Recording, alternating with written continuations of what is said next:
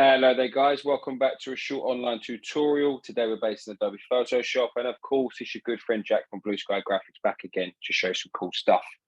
What I want to do today guys is show you how to create realistic shadows within Adobe Photoshop. As you can see, I have this basketball here, and what I've done is applied a simple shadow at the bottom just to give it an extra sense of depth and realism. And what I want to do is show the process.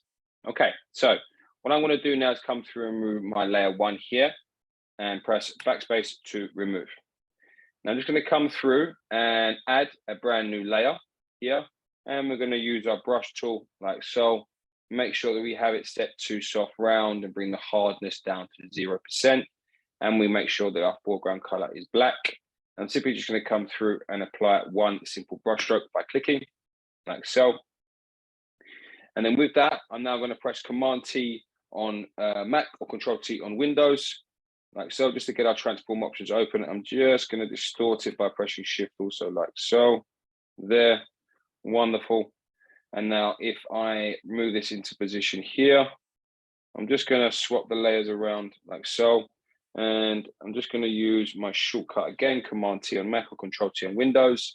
And if I right click, I have the perspective option here. And I'm just going to resize these points here like so. Position it a little bit down underneath the basketball. Like so.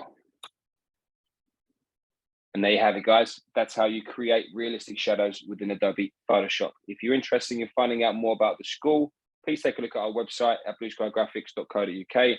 Also as well, guys, there are recordings that are coming out on a weekly basis, so make sure you take a look. Thank you very much, guys. Take care, and I'll see you next time.